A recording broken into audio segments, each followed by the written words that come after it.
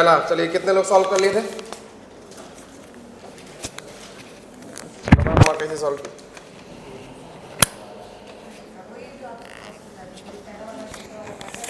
पहला और दूसरा किस में है?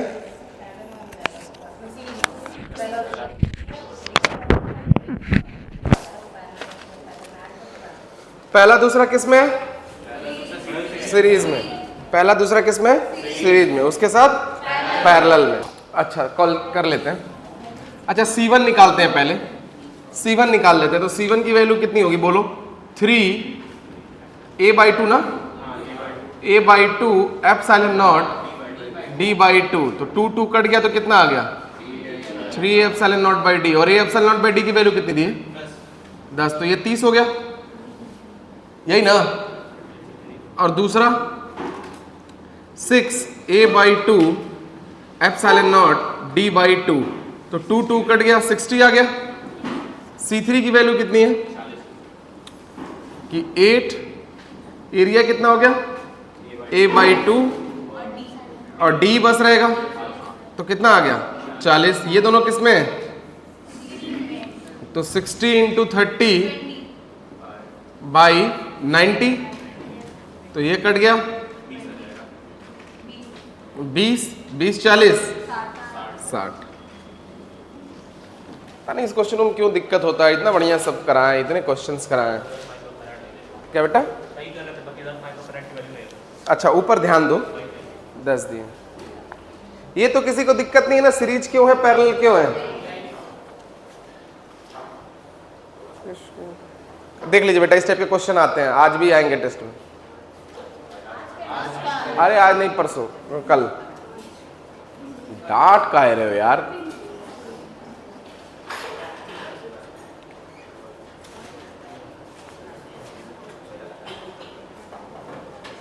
इसको सॉल्व करने के बाद आज थोड़ा ग्रेविटेशन और इलेक्ट्रोस्टैटिक्स से क्वेश्चन रिवीजन कराएंगे और थोड़ा बहुत फ्लूइड के क्वेश्चन कराएंगे।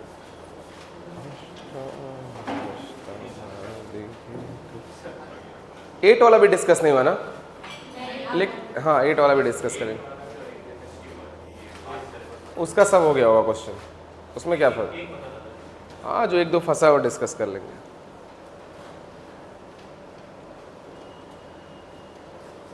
अच्छा बीच में कुछ क्वेश्चन भी कराए थे ना आप लोगों को प्रैक्टिस अभी हम? हाँ सब जरूरी है, लगाते रहिएगा।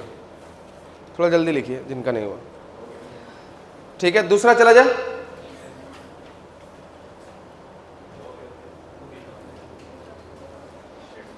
Energy of the hydrogen atom 5th orbit में E है, तो 7th ऑर्बिट में कितना होगा? कितने लोग का हो गया था?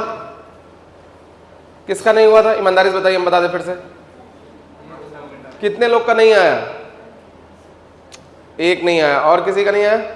2 3। इहो नहीं आ रहा है। तुमको उल्टा कर दे तो कैसा रहेगा? बेवकूफ कहेंगे। एनर्जी का फॉर्मूला तुम, अब एनर्जी क्वेश्चन गलत होने लगे तो हम क्या बताएंगे? -13.6 Z² 5 बोला है ना, 25। तो इसकी वैल्यू E बोला है, -13.6/25। और E2 की E' पूछ रहा है -13.6/49। डिवाइड कर दें तो E/E' की वैल्यू कितनी हो जाएगी? 49/25। इधर जाके कितना होगा? 25/49। E = E'। What an easy question.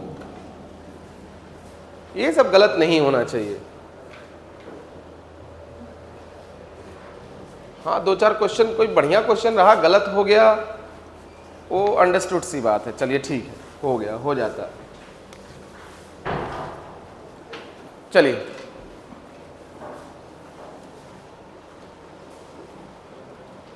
Question number 4। किसी को कोई दिक्कत? ईमानदारी से बताइए। देखिए हम बताएंगे सब, बोले वाले कुछ भी, किसी को दिक्कत है तो बोलिएगा।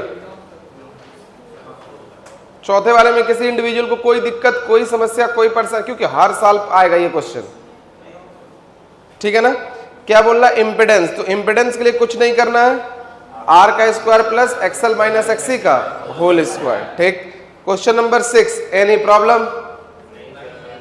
क्वेश्चन नंबर 6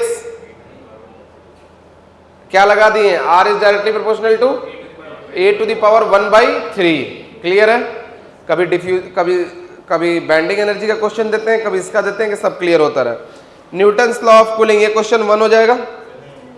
अच्छा, ये जो आपका कार्नोट साइकिल, देखिए thermal portion, KTG thermodynamics thermal properties, copy के अलावा कुछ नहीं छूना है आपको इसमें बस, क्योंकि इसमें कुछ सुन रहे थे, कुछ लोग कह रहे हैं न्यूटन्स लॉ ऑफ सिलेबस में नहीं है। ऐसा मैंने देखा तो नहीं है कहीं, लेकिन एक बार पढ़ के जाने में कोई बुराई है नहीं, क्योंकि सब रटाया है।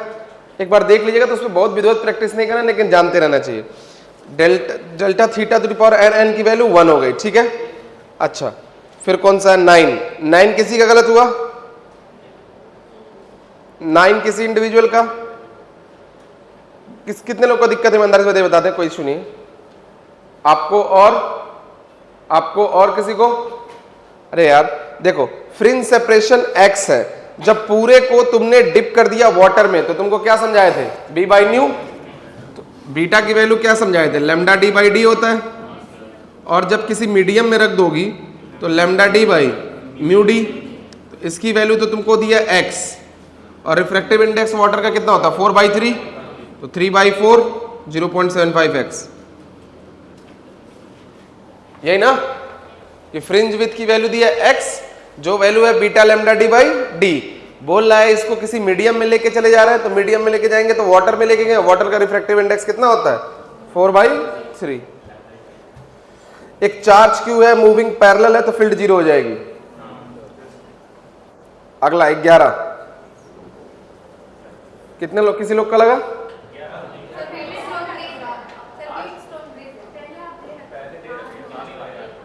कैसे करेंगे इसको, कितने लोग से हुआ ईमानदारी से बताइए, इतने ईमानदार लोग हैं इस कोचिंग में। हाँ जी, तुम कभी ईमानदारी से नहीं बताओ, चलो बताओ कैसे सॉल्व किए। 11, बीच में जो 10 और 10 है इग्नोर कर दिया, और उसके बाद 10 40 10 किस में आ जाएगा, सीरीज में 10 40 10 कितना 60, और 120 60 120 40, बीच वाला 10 और 10 किस में है, व्हीटस्टोन ब्रिज, तो ये हट जाएगा। 10 40 10 किस में हो जाएगा, सीरीज में, और तुम्हारा 20 80 20 किस में, सीरीज में, और बाकी उनका इक्विवेलेंट पैरेलल में। देखिए अगर किसी का गलत भी हुआ है तो सीख लीजिए। अब अभी देखो 7 और 8 पेपर में डाउट है, छोड़ दीजिए, वो टफ पेपर था, जितना लगना था, जो क्वेश्चन हम बता दिए हो गया बस, जो फंस गया छोड़ दीजिए, कोई इशू नहीं आएगा। इधर से जो पेपर आ रहा है उसको थोड़ा ध्यान दीजिए, अगले एक हो गया, परसों हो गया, अब पेपर इजी आएंगे जिस तरीके से नीट में आते हैं, अच्छे से बस देते रहिए उनको पेपरों को, इजी इन द सेंस जो नीट में आता है। जैसे ये क्वेश्चन आप देखेंगे PYQ लगा कई बार पूछा है, समझ में आ रहा है कि नहीं आ रहा है। चलिए अगला क्वेश्चन 12 एकदम रखना चाहिए आपको, कौन सा आंसर हो जाएगा, बी वाला, ठीक। यूनिफॉर्म, अच्छा सर का वेलोसिटी वेक्टर, ये आंसर याद भी होना चाहिए कि यूनिफॉर्म कैसे होते हैं, परपेंडिकुलर, ठीक। उसके बाद क्या है आपका इंड्यूस EMF LdI/dt, ये सब फॉर्मूला टिप पे होना चाहिए। दो कैपेसिटर कनेक्टेड है सीरीज में जिनका 3 दिया है, तो कैपेसिटर सीरीज में होगा तो क्या होगा, C1 C2 upon C1 plus C2 की वैल्यू कितना दिया 3, और ये C1 पैरेलल में कितना दिया 16, तो C1 C2 की वैल्यू आ गई 48, C1 प्लस C2 16 और 48 वैल्यू रखो तो 12 और 4, सॉल्व नहीं करना, ऑप्शन सही करना।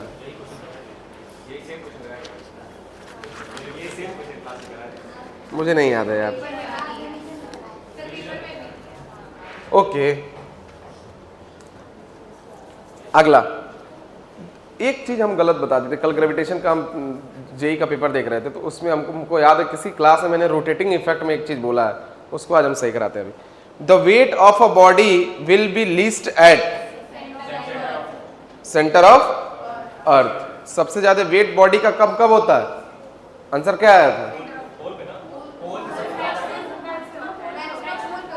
मिनिमम इक्वेटर पे। तो क्या पूछा है, weight of the body will be least at pole earth centre of earth. Centre of earth पे तो जी की वैल्यू 0 हो जाएगी, तो मेरे ख्याल से यही दिया होगा आंसर। अगर देखो पोल टू इक्वेटर जाओगे तो वैल्यू डिफर करेगी, लेकिन सेंटर पे अगर किसी बॉडी को खत्म कर दो तो उसका सेंटर ऑफ मास 0 हो जाता है, तो वहां पे किसी प्रकार का कोई वेट फील नहीं हो, वेटलेसनेस फील होगा वहां पे, कोई नॉर्मल रिएक्शन नहीं है। बात समझ में आया? तो इसका आंसर क्या दिया होगा? दिया है ना। अब ट्यूनिंग फॉर्क प्रोड्यूस कर रहे हैं साउंड वेव में, कौन सी सेम रह जाएगी? फ्रीक्वेंसी। फ्रीक्वेंसी क्या रहने वाली है? सेम। क्वेश्चन नंबर 18, कई बार ये क्वेश्चन बताएं, किसी को दिक्कत है बताइए, बता दे, क्योंकि इस टाइप का क्वेश्चन आता है। क्वेश्चन 18 में किसी को दिक्कत है तो बताइए। बेटा जी 18 में किसी को दिक्कत, कहीं समस्या, कोई परेशानी? ये बेटा इतना सब खाली है, तुमको पीछे ही जाके बैठना है। अब तो कम से कम लास्ट टाइम आगे बैठ के 2-4 क्वेश्चन सीख लो। 18 में कितने लोग का आ गया था? किसी को दिक्कत है ईमानदारी से बताइए। 18 में बोलिए, आपको अम्मा दिक्कत है, और क्या कर सकते हैं? इतने अच्छे से 18 बताया हुआ हो गया ना भाई। Power is equal to V square by R कर दियोगे, दोनों का पोटेंशियल सेम, और अगर सीरीज में है तो क्या करेंगे? Power is equal to I square R. I कैसे निकालेंगे? V net upon R net. ठीक है, यही किए है ना। चलिए 19, ये थोड़ा सही से इसको टिक करिए। Fermi energy of a substance temperature पे डिपेंड नहीं करता है, क्योंकि जो भी कंडक्शन, जो तुम्हारा मैक्सिमम एनर्जी जो कंडक्शन बैंड पे जा सकता है, ये सब हम लोग 0 केल्विन में बात करते हैं। कैसे बात करते हैं? यहां से उठ के यहां चला गया, वहां से उठ के यहां चला गया, ये सब किस पे बात होती है? 0 केल्विन। तो Fermi energy is independent of temperature. Right it down.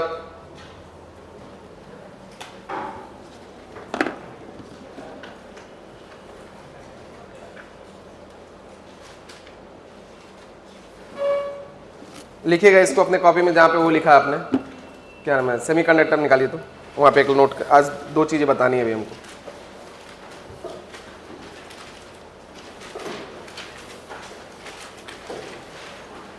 लिखिए फर्मी एनर्जी में, the highest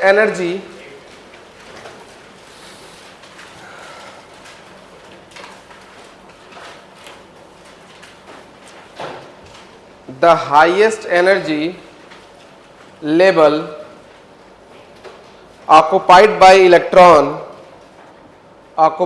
electron in the energy band at 0 Kelvin is called Fermi level, and energy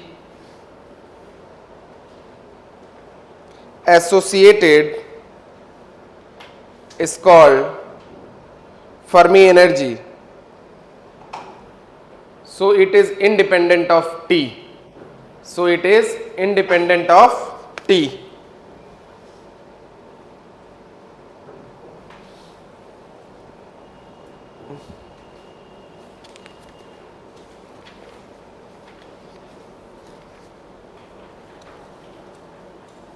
ठीक है, हाईएस्ट एनर्जी जो हो सकती है वो किस पे होती है?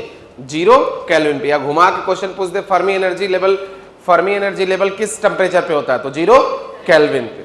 0 केल्विन पे। ये क्वेश्चन बाद में मैंने टिक करवाया था, क्योंकि हर टेस्ट सीरीज में, हम 2 टेस्ट सीरीज में इस क्वेश्चन को देख चुके हैं इस साल, मुझे लगा नहीं डालना चाहिए इसको। ठीक, अगला ये सब होता गया। अगर अल्टरनेटिंग, ये क्वेश्चन भी अच्छा क्वेश्चन है, थ्योरेटिकल क्वेश्चन है, कि alternating current is flowing in a spring. Alternating current is flowing in a spring, then it's spring will be changes periodically, क्योंकि अल्टरनेटिंग करंट कैसा होता है? पीरियोडिकली। बात समझना, इसमें ज्यादा सोचना नहीं है। अच्छा, एक आयरन रॉड है जिसका लेंथ 2 मीटर है, एरिया इतना है, ये इतना है, यंग मॉडुलस बता दीजिए, निकाल लिए होंगे। Delta L is equal to FL upon AY। सबका हो गया? किसी का कोई दिक्कत इस क्वेश्चन में? अच्छा, एक पार्टिकल है जिसका मास 1 kg है, मूव कर रहा है SHM में विथ एन एम्पलीट्यूड इतना और फ्रीक्वेंसी इतना, मैक्सिमम फोर्स आया है। F की वैल्यू क्या रखते हैं हम लोग? kx square. F की वैल्यू क्या रख देंगे?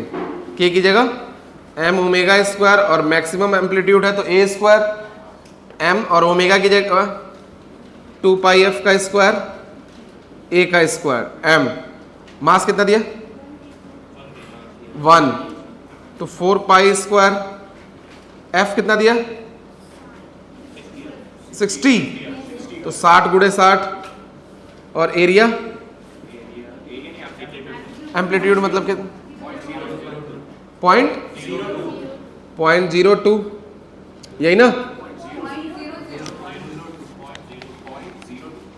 हाँ 0.02, ठीक। तो यहां से अगर ध्यान से देखा जाए तो क्या आ गया हाँ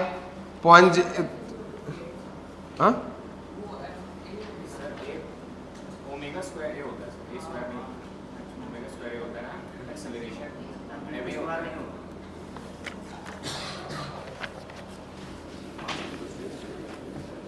कुछ गड़बड़ा रहा है। एफ की वैल्यू क्या होती है भाई, -kx ना, अच्छा हाँ, एफ की वैल्यू प्लस के, ठीक। तो एफ, ये माइनस समझ में आ रहा है ना, किधर होता है रिस्टोरिंग फोर्स, तो एफ इजिकल टू के की जगह क्या रखेंगे एम ओमेगा स्क्वायर ए, अच्छा इसलिए गड़बड़ा रहा था। एम की वैल्यू कितनी है 1, 2 पाई का स्क्वायर 2 पाई एफ का स्क्वायर, और एम्पलीट्यूड कितनी वैल्यू है 0.02, तो 1 और 2 पाई 4 पाई स्क्वायर, एफ स्क्वायर बोले तो 60 इंटू 60, और ये आ गया 0.02, तो 2 कर दें तो ये 60 कैंसिल, और 4 दूनी 8, 8 पाई स्क्वायर इंटू 36, जोड़ लीजिए जो आ रहा, अच्छा पाई में ही आंसर है क्या, ठीक, 288 पाई स्क्वायर।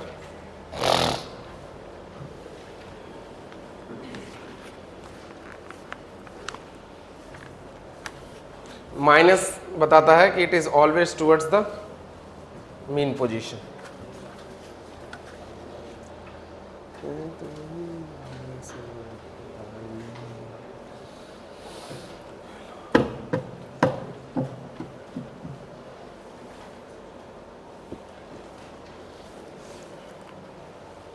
ये पेपर अच्छा था, आप लोगों को ठीक लगा होगा करके, मजा आया था जो नीट लेवल तक आता है वहाँ। बाकी पेपर भी ठीक था ना इसमें, केमिस्ट्री बायो सब ठीक है, करेक्शन भी नहीं शायद इस पेपर में, करेक्शन नहीं है बायो में, नहीं मतलब फिजिक्स में इसमें कोई करेक्शन नहीं है।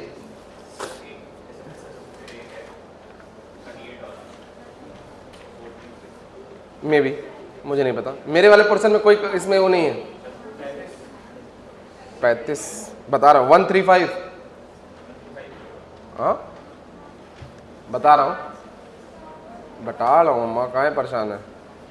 चले आगे, रेडी स्टडी गो, ओके सी, कौन कहाँ तक पहुंचे थे 30, the load versus elongation, thinnest पूछा है, तो थीनेस्ट मतलब जिसका स्लोप सबसे कम, तो सब डी वाला, और थिकेस्ट पूछे तो ज्यादा वाला, थिकेस्ट वाला मतलब ज्यादा वाला, थिकेस्ट में यंग मॉडुलस ज्यादा होगा और थिनेस्ट में यंग मॉडुलस कम होगा। इसको लिख लीजिए अच्छे से कि ये क्वेश्चन पूछता है कई बार।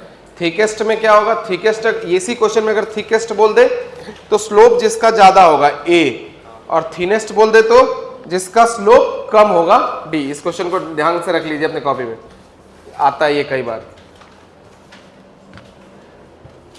इसी में बोल दे कि स्ट्रॉन्गेस्ट कौन होगा, कौन सा,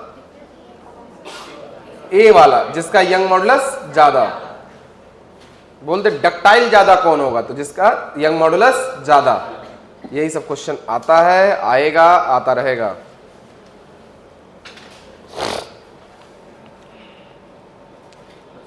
अगला, rain drops are spherical in shape due to surface tension. सदियों से आ रहा है ये क्वेश्चन। रेन ड्रॉप्स स्फेरिकल होते हैं because of surface tension, because उसकी एरिया कम होगी, जितना एरिया कम उतनी एनर्जी कम, उतनी स्टेबिलिटी ज्यादा। ठीक है, ओके। 35,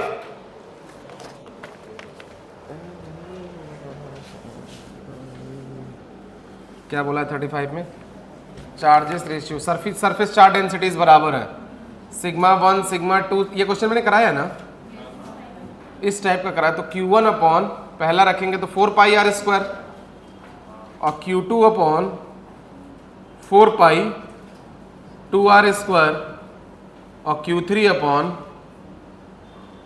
नहीं तो यहाँ Q1 प्लस Q2 होगा ना, दोनों ऐड हो रहा है ना, और यहाँ पे Q2 प्लस Q1 4 पाई 3R का स्क्वायर, यही होगा। तो अगर मैं इसको बराबर कर दूं, पहले बैलेंस कर लूँ, Q1 upon 4 pi R square is equal to Q1 plus Q2 upon 16 pi R square, नहीं 4 पाई आर स्क्वायर। तो यहां से 4 pi R square cancel, 4 pi R square cancel ना, तो 4Q1 is equal to Q1 plus, तो 3Q1 is equal to Q2, 3Q1 is equal to Q2। उसके बाद compare कर लीजिए इसको, Q1 upon 4 pi R square is equal to Q1 plus Q2 plus Q3 divide by 4 pi R square into 9, 4 pi R square cancel, तो 9Q1 is equal to Q1 plus 3Q1 plus Q3। तो 4 में से 9 गया, 5Q1 is equal to Q3। तो Q1 ratio Q2 ratio Q3 की value कितनी आ गई, Q1 3Q1 5Q1 1:3:5।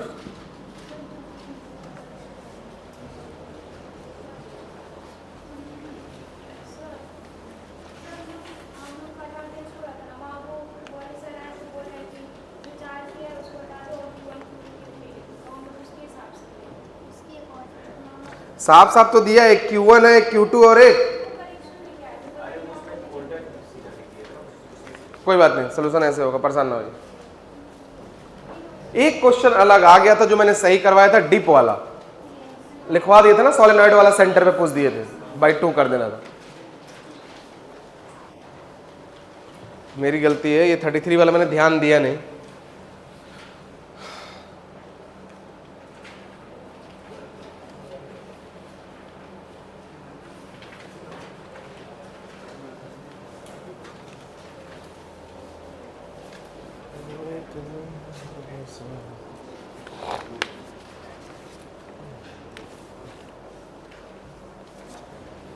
ये क्वेश्चन तो अपने बुकलेट में भी है।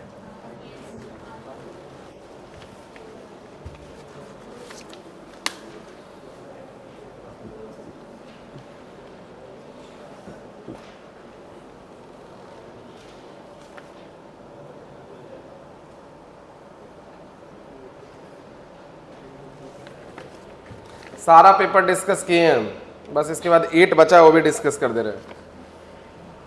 A2 सारा पेपर, उससे डिस्कस करने से हमको एक फ़ायदा बस मिलता है, सारा क्वेश्चन लगा रहता है, आपको इधर उधर नहीं दौड़ना रहता है कि भाई कैसे होगा, नेट से होगा, क्या होगा, क्योंकि 2-3 पेपर तो ऐसा दिया था कि नेट से कहीं मिलबे नहीं करेगा, देखो कहाँ से। इसलिए बैठ के पेपर नहीं बनाते हैं, गड़बड़ा जाता है।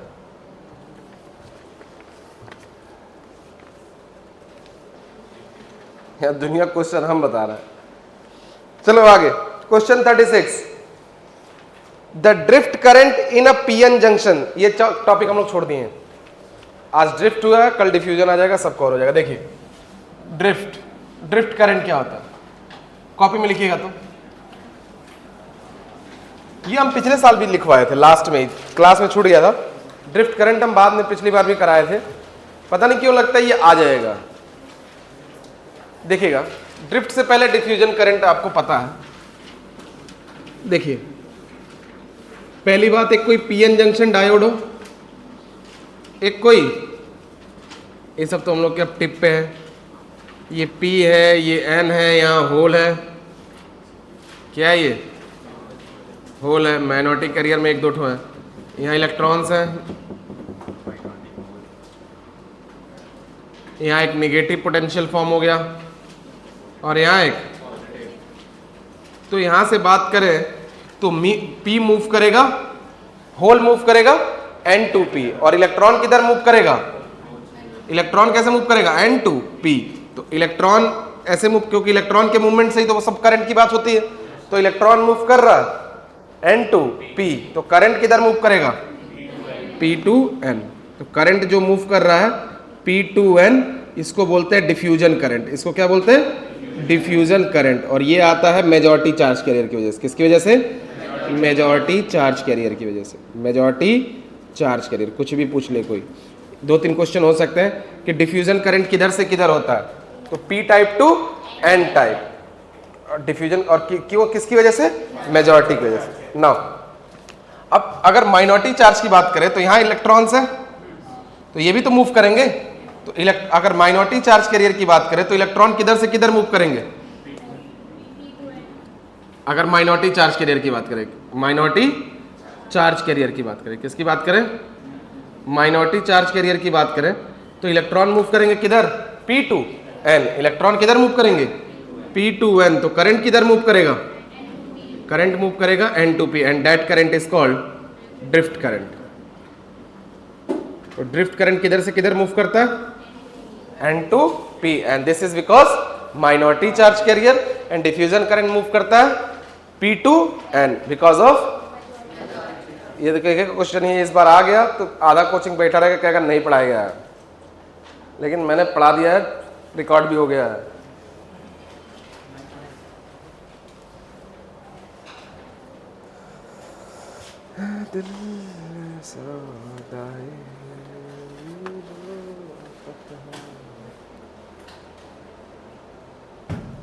आज किस चीज का पेपर है? Chemistry full length, chapter wise.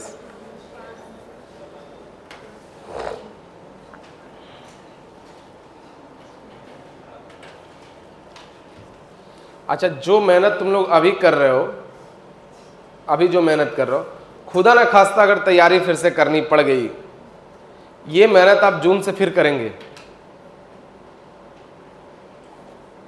समझ जाइएगा।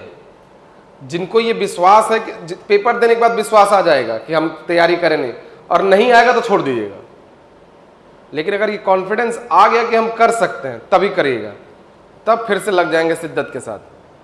देखते हैं रिपीटर को ज़्यादा कोई बोलता नहीं है, ये इसी कोचिंग में क्लास कभी नहीं आते हैं, कभी नहीं, क्योंकि एक वक्त के बाद आदमी जान जाता है कि इसको पढ़ा चुके हैं 1 साल 1.5 साल, अब क्या ही है, अब वो क्वेश्चन पूछ लेगा, ठीक है, कोई नहीं बोलता है क्यों नहीं क्लास आए, हम कब आज तक नहीं बोले, रिपीटर को क्या तुमको नहीं बोले? जो नहीं आएगा अपना खाता खाएगा, मेरा क्या है।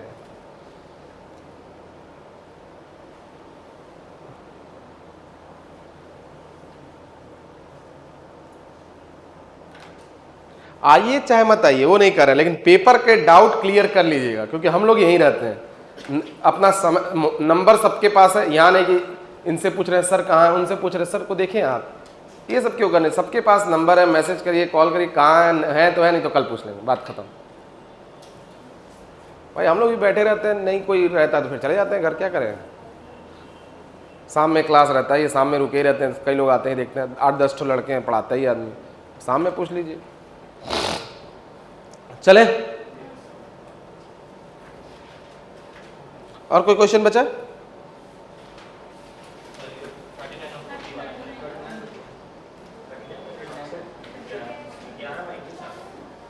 देख लेते हैं।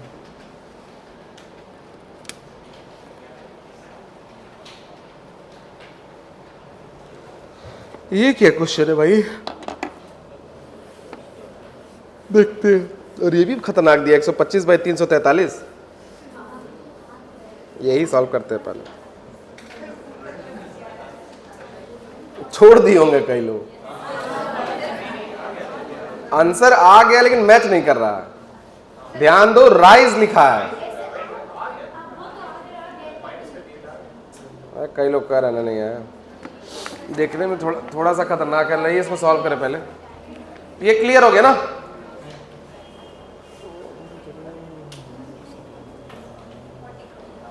कौन सा क्वेश्चन है? 40। ये मोनो एटॉमिक गैस टेम्परेचर कितना दिया? 350 केल्विन, और वॉल्यूम के साथ पूछ रहा है, तो T1 V1 gamma -1, T2 V2 gamma -1। T1 350, अगर V1 V गामा -1 है, T2 पूछ रहा है, और V2 कितना दिया है? 125/343।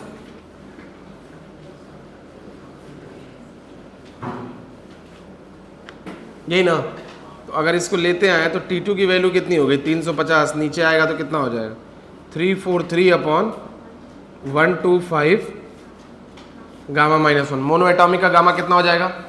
5/3, तो 2/3 आ गया यहाँ पे, तो 7/5 का cube is equal to 2/3, 3 cancel, 49 गुणे 350 बाई 25, 25 से इसका एग्जैक्ट वैल्यू बताइए तो,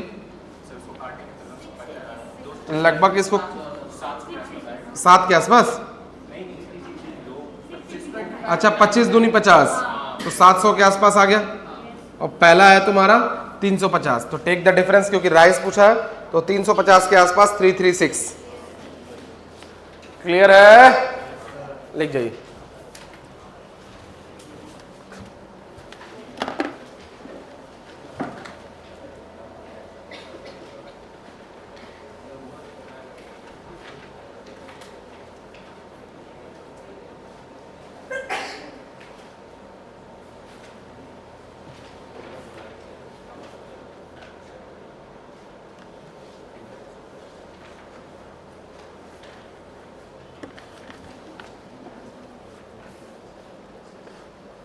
और कौन सा है 39, क्या है भाई ये, अच्छा ये वैल्यू,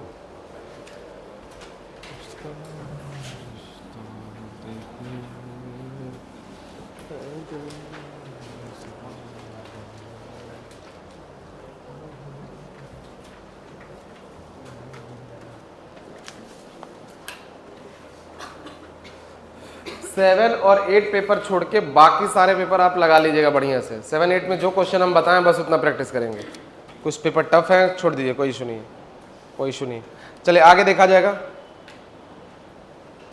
चले भाई, कौन सा था, एक बॉडी है जिसका मास 5 kg है, हाइट 20 मीटर है, जब ग्राउंड पे रीबाउंड करेगा हाइट इतना, अच्छा रिबाउंड वाला केस कोलिजन वाला फॉर्मूला याद है ना, कोलिजन में जो फॉर्म, ये इस क्वेश्चन से अलग याद है ना, e to the power 2nh and v is equal to e to the power n under root 2gs और time is equal to e to the power n under root 2h by g, ये सब याद होना चाहिए।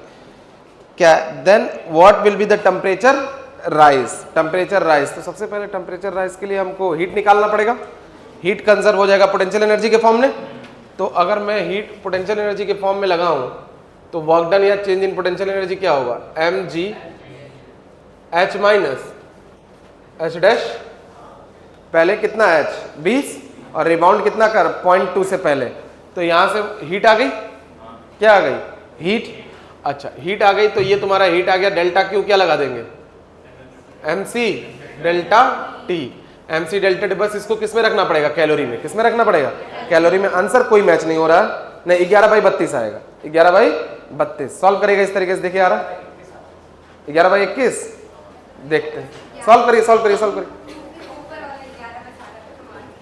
Solve करिए solve करिए,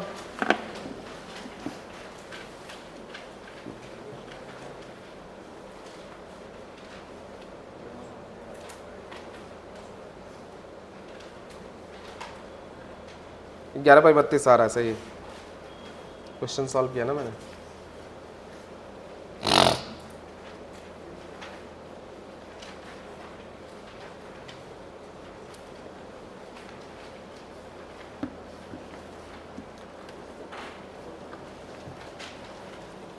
solve करो, देखो आ रहा,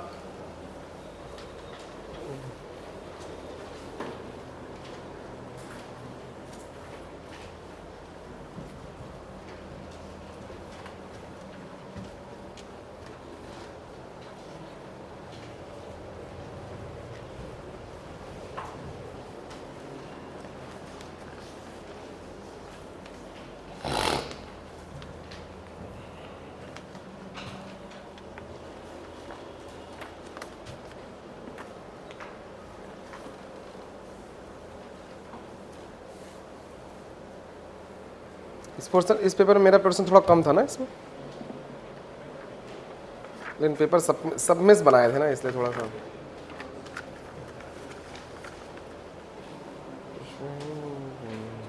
जानते हैं फुल लेंथ में क्या होता है, फुल लेंथ में ना अपनी कमियां छिप जाती हैं, जैसे ऑप्टिक्स मान लो हम लोग को नहीं आता, एक आध दो क्वेश्चन नहीं लगा, जैसे हमको थर्मल पोर्शन नहीं आता, एक आध दो क्वेश्चन नहीं लगा, मैकेनिक्स नहीं आता, 3-4 क्वेश्चन नहीं लगा, तो फुल पोर्शन में अच्छा होता है, इसलिए फुल लेंथ पेपर सही होता है। जो ये पार्ट टेस्ट होता है ना, ये नंबर गिरा देता है, क्योंकि 3-4 चैप्टर कंबाइन आता है, इंडिविजुअल चैप्टर में भी नंबर बढ़ता है और फुल लेंथ में भी बढ़ता है, कटता है पार्ट में,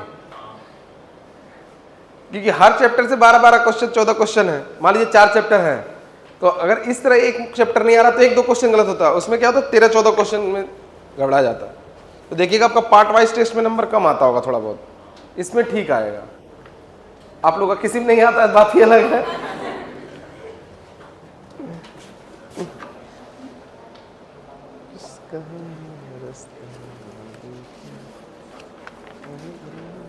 आया आंसर? नहीं आ रहा?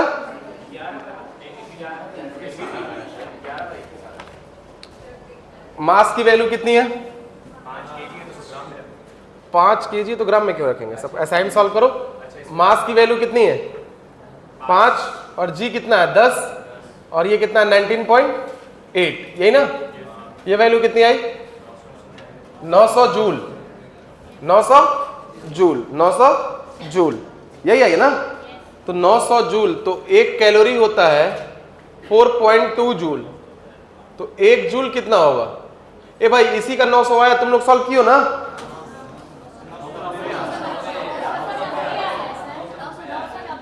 तो कहिया बोलोगी? अपना ही 900 बोले हो तुम ही। अरे क्या सबके सामने बोले हो ना? बड़ा झूठा लड़का है ना, लड़कियों को फेल कर दिया ये।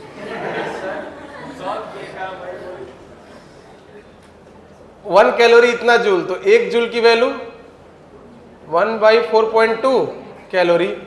तो भैया ये जूल में आया है, तो 990 जूल कितना होगा? 990 जूल कितना होगा बोलो?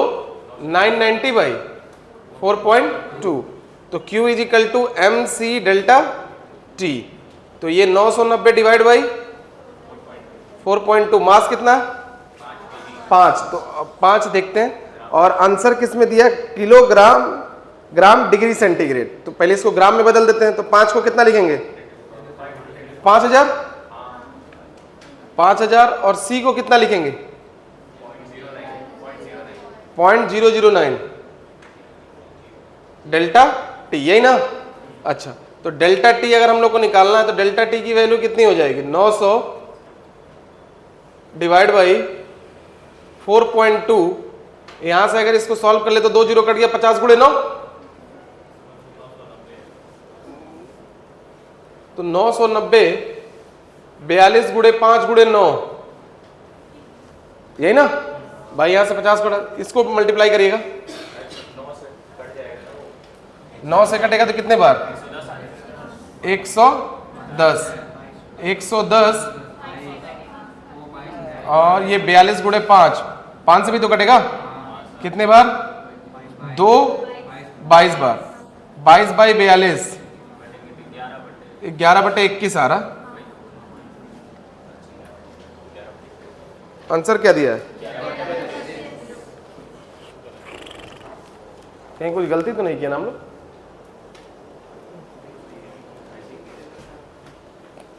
नौ 990 डिवाइड बाई 4.2, मास इतना, सी की वैल्यू 0.9, कुछ गलती नहीं है ना?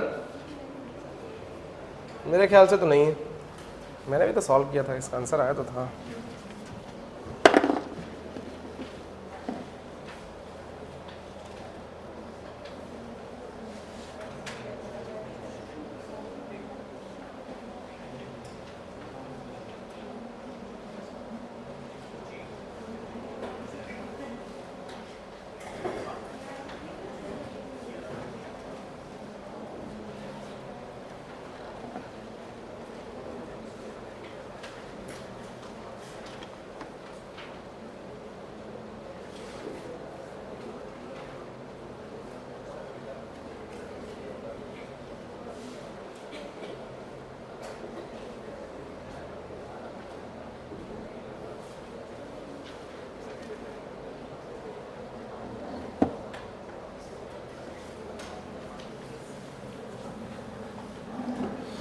लिख जाए, इसको सही करा देंगे।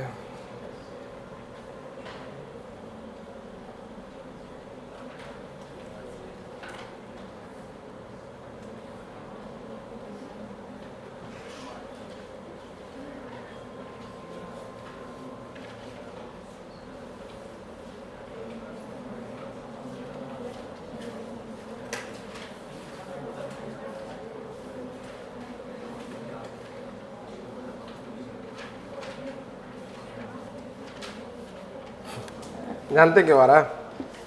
हम लोग 10 ले लिए हैं, 9.8 लीजिए, आ रहा, 9.8 लीजिए, आंसर आ रहा। वही मैं कहूँ, आंसर मैंने लाया यार, ऐसा कैसे हो गया?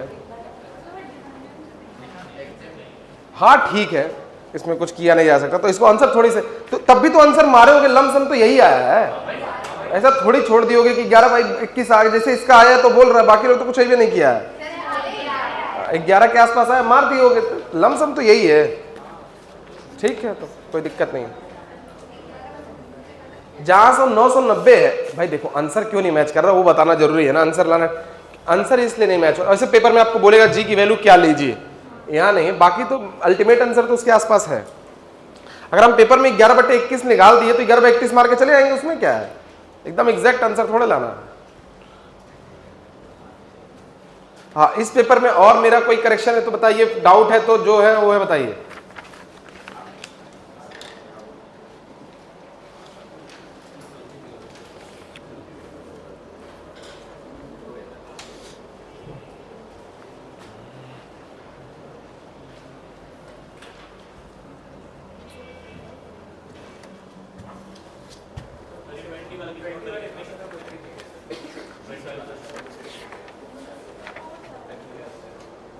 क्या है इसका आंसर? का तो सर बता देंगे, जो भी जा रहा है पीवाईक्यू का क्वेश्चन है, आना चाहिए, ठीक है, जो भी आ रहा है आंसर से मुझे तरीका नहीं, इजी होता है ये, एक लाइन में होता है, सर बताएंगे, जिसको पूछना पूछ लीजिए, एक बार बता देंगे, ठीक है, एक एक करके देखते हैं। कोई नहीं क्वेश्चन बेटा, मेरे वाले पोर्शन में कोई डाउट है तो बताइए। इसमें हो गया 9 आपका, देख लीजिए एक बार, जो लोग लेट आए हैं कैसे भी आए देख लीजिए, पेपर में कोई डाउट है तो। फर्स्ट वाला कौन है भाई बाबू? फर्स्ट वाले में देखो पहला और दूसरा किस में है? सीरीज में, तो C1 की वैल्यू निकाले तो C A/2 ε0D/2 है, 2 से 2 कट गया तो A ε0/D है। बेटा इसकी वैल्यू कितना दिया देखो ऊपर, कैपेसिटेंस बिफोर डाइलेक्ट्रिक 10 दिया, तो A ε0D की वैल्यू कितनी है 10, तो कितना आ गया 30। सेम है C2 कितना आ गया 60, दोनों सीरीज में है तो कितना आ जाएगा 20। उसके बाद मैंने C3 निकाला कितना आया 40, 20 + 40 60। क्लियर?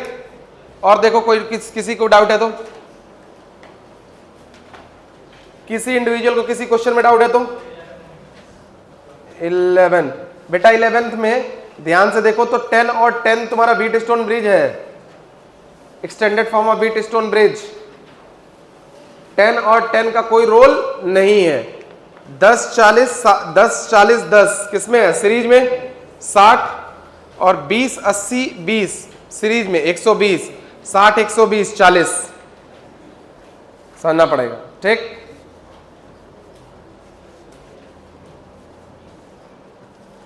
और कोई क्वेश्चन किसी को, किसी इंडिविजुअल को लेट आए हैं सवेरे आए हैं जैसे आए जो बताइए।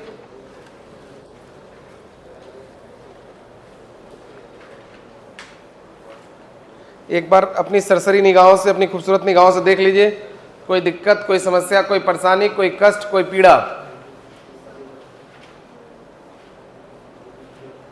क्या बेटा प्रियांशु क्या है, कोई पीड़ा है तुमको? भाई सब मैंगनीज हमको पढ़ाना चाहिए था, इसे हमको बहुत शॉर्ट ट्रिक से बताते हैं। मैं तो सब पढ़ा लेता हूँ यहाँ। 11-12 वाले सीरियस नहीं लेते हैं ना, अब लेते हैं, उस समय कोई नहीं लेता है। हम 11-12 के बच्चों को बहुत सिखाते हैं, टारगेट में किसी को नहीं सिखाते। देखिए 11-12 वाले अभी भी 12 बहुत सिखाते हैं, बेटा ऐसे करो, लेकिन उस समय कोई बात नहीं सुनता है। नहीं, हम इस थोड़ा 11-12 को दूसरे तरीके से पढ़ाएंगे, यहाँ पॉसिबल नहीं है, फ्यूचर में पढ़ाएंगे। नहीं नहीं मारेंगे क्या?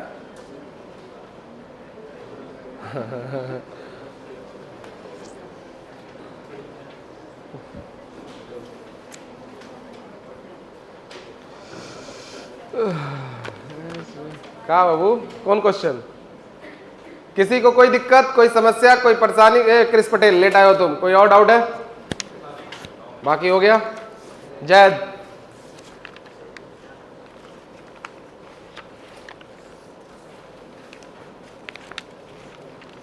हो गया ये ना? क्या इसको बंद किया जाए? लाइए 8 दीजिए। ये किसका है? बिना नाम का कौन है? एकदम नया, किसके पास, किसका है?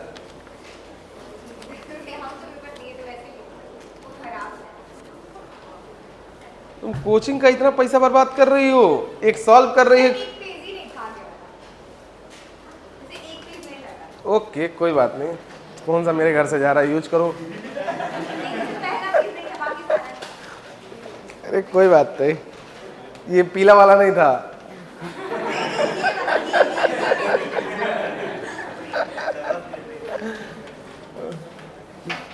अरे यार कुछ लड़कों के पेरेंट्स बहुत खतरनाक है। एक लड़की है घर के बगल में रहती है, तो 2 घर छोड़ के, तो तैयारी करती है, आकाश में तैयारी करती है। तो हमसे एडवाइस मांगी थी, मैं देता नहीं। तो वो नहीं दिक्कत है, जैसे जानते हैं क्या है कि क्या इन सब फील्ड में ना 1-2 लोग को एडवाइस नहीं हुआ तो जैसे लग रहा है जैसे मेरी वजह से नहीं हुआ। ऐसा इन द सेंस कई बार हो चुका ना किसी को एडवाइस की। जैसे एक बार क्या था, एक कोचिंग पढ़ाते थे, नॉन स्कूलिंग, क्या नाम है, नॉन स्कूल 11th के, मतलब क्या नाम था, नॉन स्कूलिंग पढ़ाना स्टार्ट किए थे कोरोना के जस्ट बाद। 11th पढ़ाया पूरा, और उसके बाद यहाँ फुल टाइम हो गया तो हमको छोड़ना पड़ा। भाई कितना दिन कहाँ तक पढ़ाएगा कोई। और वो 12th के लड़के हमको पानी पी पी के घर ही आते हैं। अरे यार मेरे भरोसे थोड़े आए थे तुम कोचिंग में। वो पूरे 12th दूसरा कोई पढ़ाता रहा, वो अच्छे टीचर हैं जो पढ़ाए हम लोग के साथ। हमको लास्ट में शाम में पढ़ाना पड़ा सबको, कौन गाली सुनेगा। तो जैसे थोड़ी ला बेटा देना, पेपर देना, सब गलत है क्या? -1 लगाई हो। तो क्या हुआ, तो कई लोग ऐसे होते हैं ना, जैसे कि नहीं हुआ तो ऐसे कहने लगते हैं, इस वजह से घबरा जाता है। तो उसमें क्या है, उसकी मम्मी क्या है कि, तो उसकी मम्मी क्या है कि मेरे भाई को जानती हैं, मेरा भाई आकाश में पढ़ाता।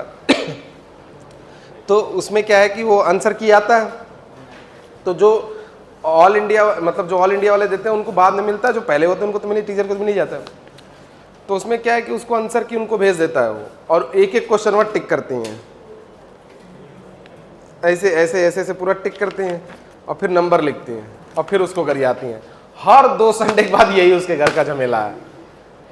वो 2 घंटा रोएगी, फिर हमको फ़ोन कर, हम क्या करें, आंसर की कोई और भेज रहा है, डाउट है ले आओ बता देंगे। और सब टेस्ट सीरीजों का दिक्कत ये है ना कि इतना कठिन सवाल पूछते हैं सर कि बच्चे जानबूझ, और उनका अपना इंटरनल टेस्ट सीरीज देखो बहुत बढ़िया है, जो अपने बच्चों को कराते हैं, और जो बाहर भेजते हो बहुत टफ है। कुछ नहीं, आओ क्वेश्चन नंबर 1 कितने बहादुरों का सही है,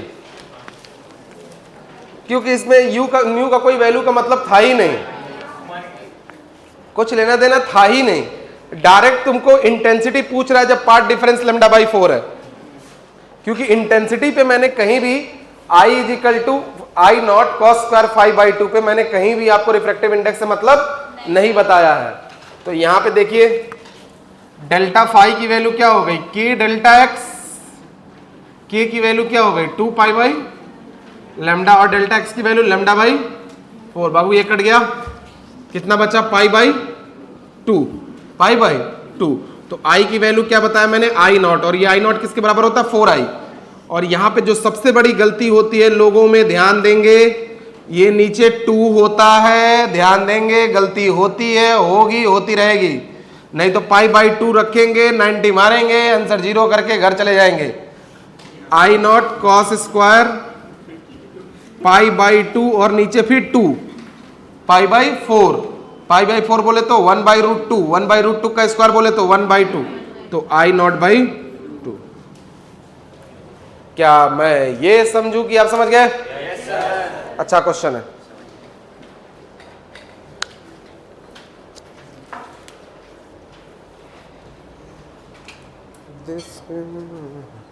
इसके 4-5 क्वेश्चन तो हमको बहुत बेकार लगे, देने के बाद मैं खुद पछताया।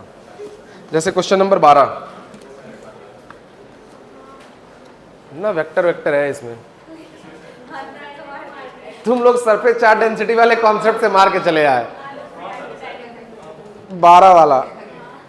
हम जब हम इस कॉरिडोर से घूमते फिरते रहते हैं ना, तो हम बच्चों की बात सुनते हैं। सब कह रहे हैं इसका आंसर तो ये है, सर लिखवाए हैं कि E1/E2 ये हो जाएगा अंक। अब अंदर अंदर सोचे, फिर हम कहे ये तरीका बच्चों का गलत भी नहीं करना, आंसर ला रहे हैं ना सब। सूडो कॉन्फिडेंस में भी रहे, लेकिन रहे आता रहे, अंडर कॉन्फिडेंट रहे, इससे अच्छा है थोड़ा कम आए, कॉन्फिडेंस में रहे।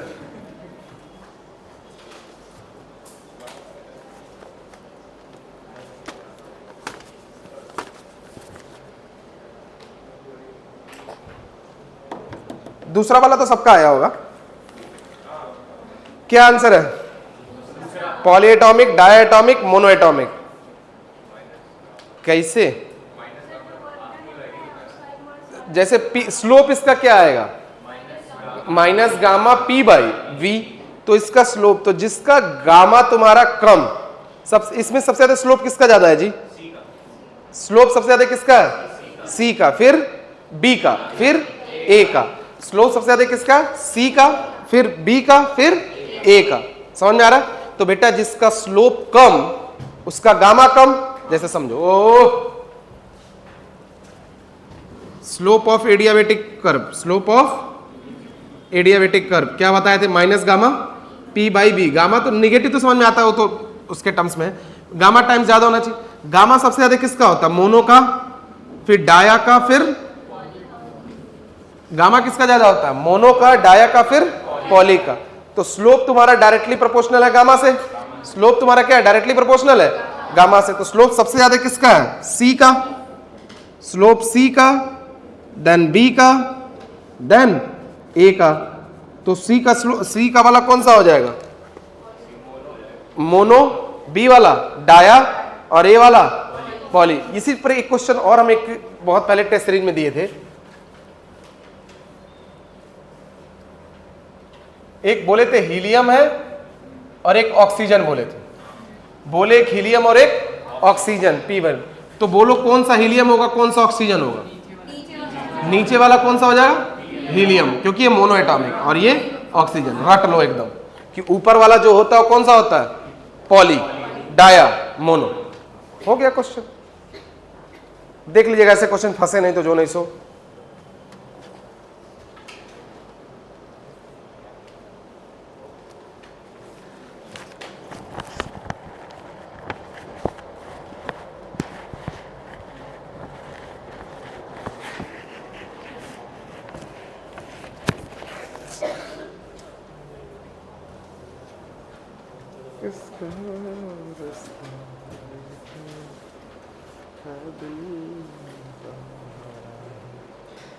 अच्छा, सबसे ज्यादा बच्चों को फिजिक्स में दिक्कत होता है और फिजिक्स का डिस्कशन होता है तो नहीं आते हैं। अभी बायोलॉजी पढ़ने आएंगे, ब्रेनलेस।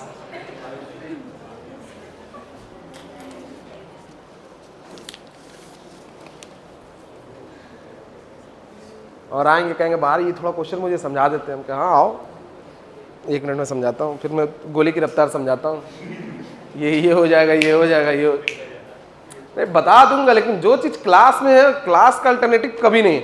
एज एन इंडिविजुअल हमको ही पता क्लास के बाहर उतना अच्छा है भाई। जो चीज़ हम लोग 8:30 बजे से लेकर 10-15 तक पढ़ेंगे उसको कैसे कोई 5, 7, 8, 10 मिनट में समअप कर सकता है। चलिए 2 हो गया, ये हो गया। टी तो निकाल लेंगे आप, u + b/2 × t कर दिए होंगे। ठीक ठीक। 5th, the radius of second Bohr electrons of hydrogen atom. किसी का जिसका भी गलत हुआ हो मुझे बस बता दे, उसको मैं कहीं लेके चलूंगा तारों के शहर में। बताइए कितने लोग का गलत है, बस मुझे नाम बताइए। कोई है? कैसे किए? 0.53 n²/z। n की वैल्यू कितना? 2। सेकेंड ऑर्बिट बोला है तो 2। 0.5 से 2 से मल्टीप्लाई कर देंगे तो तुम 4 से मल्टीप्लाई कर देंगे तो 2 के आसपास वाला 2.12। ठीक है। Question 6, the time period of revolution. ये भी अगर किसी का गलत है तो मुझे बताइए। कैसे करेंगे? t² is directly proportional to r³। तो t is directly proportional to r3/2। Paper कठिन हो सकता है लेकिन ये सब क्वेश्चन गलत नहीं होने चाहिए। पेपर टफ आएगा, सबके लिए आएगा। आपको देखिए 90% लोगों को पर्टिकुलर क्वेश्चन में दिक्कत होती है। पेपर कहां आप गिर जाएंगे, जब आपसे सेकंड नहीं लगेगा, फिफ्थ नहीं लगेगा, सिक्स्थ, क्योंकि जब टफ तो किसी से नहीं लग रहा है, लेकिन इजी मैक्सिमम लोग करके आएंगे। आप इजी मत गलत करके आइए। समझ में आएगी नहीं है? फिफ्थ और सिक्स्थ में किसी को दिक्कत? सेवेंथ भी हो जाएगा। अपने अपने आप ही आसान काम कर दिया, बाहर चढ़ा दिया, कुछ भी कर दो। देखो पहले आउटपुट देख लेते हैं इसका। सबसे पहले ये कौन सा गेट है? और गेट है, तो a प्लस बी आएगा, और इधर से देखा जाए तो a बार प्लस बी आएगा, यही ना। उसके बाद किससे जुड़ा हुआ है ये? एंड गेट से, तो a plus B dot a bar plus B, और बेटा जी ऊपर से क्या लग गया? यही ना। साहब आ गए, गुड मॉर्निंग सर। कैसे लेट हो गया? ट्रैफिक थी, साइकिल से आदत। ऐसा ही लोग हैं जो कहते मेरा टोल नहीं लगता है, मेरा भौकाल है। नहीं, एक रील आया था,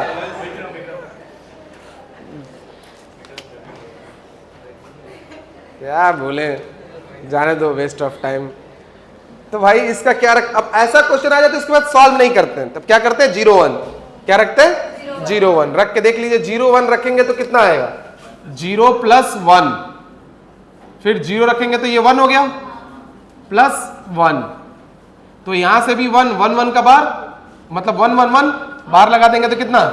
0। यहां पे क्या रखना? 1 1 1 1 रखेंगे तो 1, और 0 और 1 रखेंगे तब भी 1, और बार लगा देंगे तो 0। तो यहां तक सॉल्व करने के बाद कोई भी इस पे कोई कुछ ना करने लगेगा, 0 1 से खेलेंगे।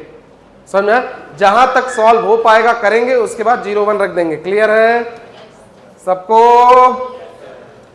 7 भी कर लिए होंगे आप। 10th, specific heat capacity and molar specific capacity दोनों की यूनिट सेम होती है। ये तो वही बात हो गई, टेंशन और सरफेस टेंशन सेम होता है नहीं, एक के नीचे मोल आता है और एक के नीचे केजी आता है। दोनों मास पे डिपेंड नहीं करते, मेरे ख्याल से तो ये तो सही है। तो 10th का एक गलत, दूसरा सही। बात समझ में आया? 12th किसी से हुआ? चलिए मैं बताऊंगा इसको, लंबा सा कैलकुलेशन है, छोड़ दीजिए। R1 बाई R2 है, बता देंगे। किसी पूछना होगा बाहर पूछेगा, क्योंकि आधे लोग ऐसी चीजें हमको देखेंगे।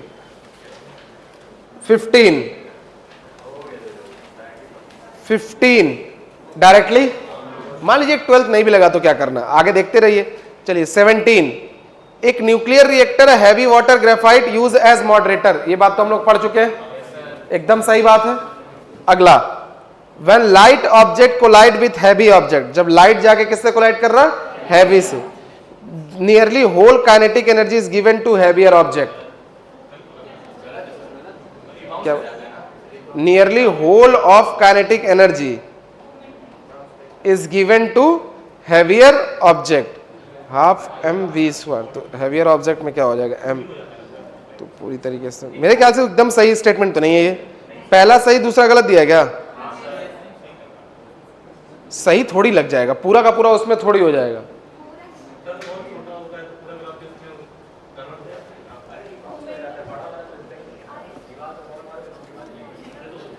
ऐसा कभी नहीं होगा कि पूरा का पूरा, उसका कुछ तो है ही है ना। ऐसा थोड़े है कि भाई अब कोई छोटा है तो उसको कोई इसके पास कुछ रहेगा, तो वो तो चलेगा कैसे, आगे कोलाइड कैसे करेगा? हाँ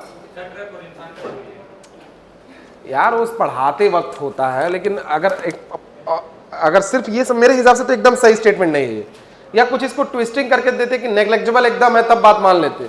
लाइटर और हैवियर है तो मोमेंटम वाला भी तो कॉन्सेप्ट आएगा। मेरे ख्याल से एकदम स्टेटमेंट सही नहीं है, पहला सही दूसरा गलत। उसके बाद क्या है?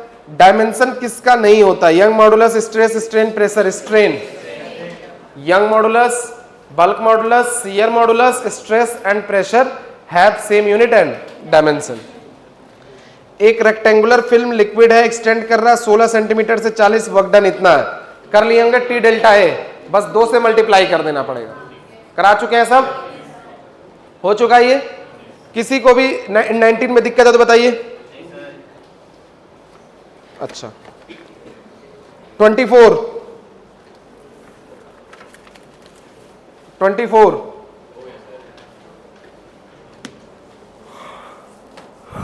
इधर इसी का हुआ। अरे यार 24 कैसे किए? अरे भाई delta L is equal to क्या है? एफ एल अपॉन ए जी, यही ना समझाए थे। ये ए वाई होता है, वैसे ए जी होता है। तो जी की वैल्यू कितनी हो जाएगी? एफ एल अपॉन ए डेल्टा एल। एरिया नहीं दिया तो एल स्क्वायर लिख ले, एक एल से एक एल कट गया तो कितना आ गया? एल इंटू डेल्टा एल, रख दो, आंसर आ गया। एल की वैल्यू भी दी है और डेल्टा एल भी दिया है। जब एरिया नहीं दिया रहता है तो क्या ले लेते हैं? ये वाला सिखाए थे ना उस दिन, कि जहां पे लगाते हैं ये वाले एरिया को एल स्क्वायर ले लेंगे, एल एल। अरे उस दिन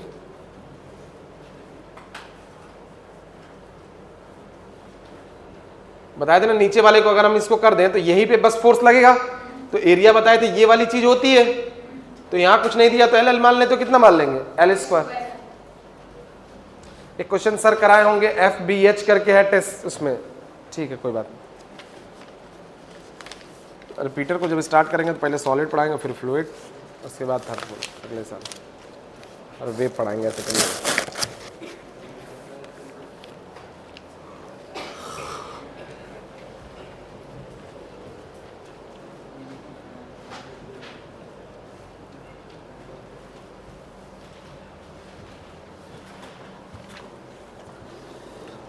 कर लोगे? 26। ये कितने लोग का हुआ? यंग मॉडुलस स्लिट एक्सपेरिमेंट, किसी प्रकार का कोई मिनिमम पार्ट डिफरेंस कितना आया? 15/2। एन की वैल्यू कितना रखे थे? 7, क्योंकि 1 से स्टार्ट हो गया था। ये श्रिंकिंग वाला क्वेश्चन कई बार आ रहा है, सर से अच्छे से पढ़ लीजिएगा। ये 29 बहुत लंबा क्वेश्चन, बहुत लंबा। इसका तरीका मैं सिखा दे रहा हूं, बहुत लंबा क्वेश्चन है। ऐसा क्वेश्चन आएगा तो करेंगे नहीं आप। इसमें कई सारे हैं जो नहीं करने लायक है, तरीका सीख लीजिए। अभी इसके पीछे से करा देते हैं, छोटे छोटे क्वेश्चन है, जल्दी हो जाएंगे। क्वेश्चन नंबर 29, पूरे पेपर का सबसे टफ क्वेश्चन है ये। सबसे पहले हम इंपीडेंस निकालें, √r² प्लस, ये तो हम निकाल लेंगे, सब कोई कर लेगा। हमको कैसे टाइम के जाना, मतलब पावर के आसपास जाना पड़ेगा। तो जेड आ गया तो हम लोग क्या करेंगे? Z is equal to VRMS by, क्या हमको VRMS पता है? क्या हम जेड निकाल चुके हैं? तो क्या यहां से हमको IRMS मिल जाएगा? एवरेज पावर क्या होगा? VRMS IRMS R by Z. क्या हमको VRMS दिया है? क्या हम IRMS निकाल चुके हैं? क्या हमको R दिया? हम जेड निकाल चुके हैं। तो हमको पावर तोड़े पूछा था, तो हम इसको क्या कर सकते हैं? W/T या हीट बाई टी, सेम चीज। अच्छा, हीट की जगह क्या रखेंगे?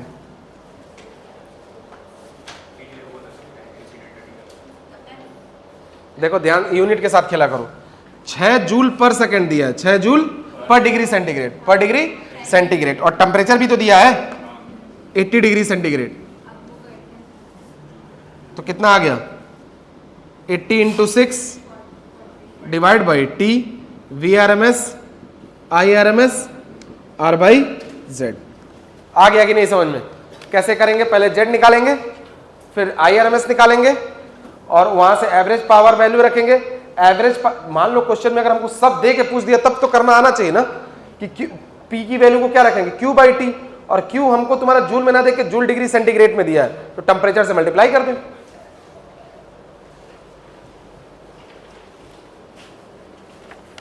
तरीका लिख लीजिए, ऐसा ना रहा कि ब्लैंक रहे, कि एकदम आ ही नहीं रहा है कुछ। ऐसे न्यूक्लियर रिएक्टर वाले क्वेश्चन में तुमको हम यूनिट कन्वर्जन से बहुत समझाए थे।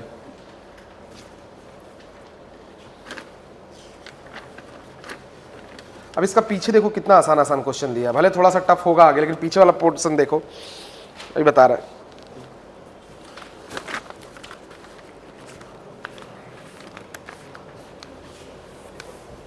किसकी क्लास है इसके बाद?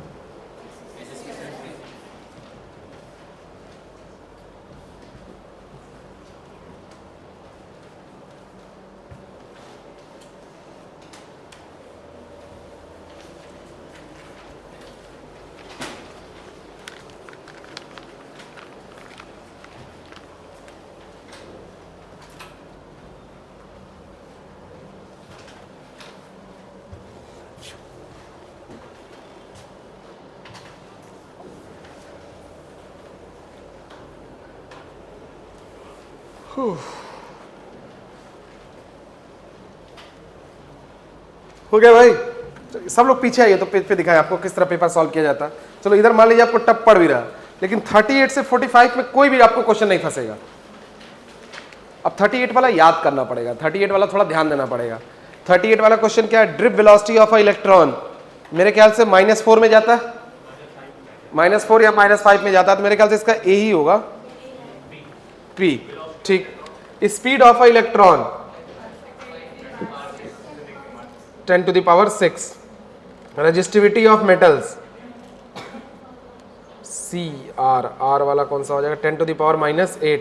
Temperature coefficient 10⁻⁻3। इसको हम लोग को यही पता था, speed of electron in a orbit वाला, ये 10⁶। इसी से आंसर आ गया है। बी का कौन सा हो जाएगा? एस। तो बी का कौन सा हो जाएगा? एस। खत्म। तो कोई भी अगर एक पता हो तो हम लोग कर सकते हैं, लेकिन इसका दिमाग में दे लीजिएगा। कोई भी पूछ दिया, ऐसे क्वेश्चन में ना जो मैचिंग वाला होता है 1-2 ही मिलाना होता है, मिल गया अपना काम हो गया, भले हम सब नहीं जान रहे थे। एलईडी मूव करेगा इलेक्ट्रॉन से कंडक्शन टू बैलेंस।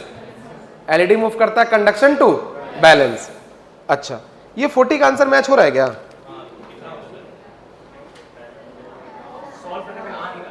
मेरे ख्याल से तो कोई नहीं आएगा इसमें।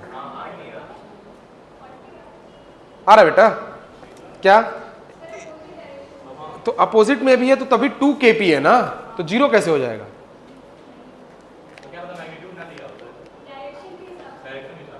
तब भी मैग्नीट्यूड में 2 बचेगा ना।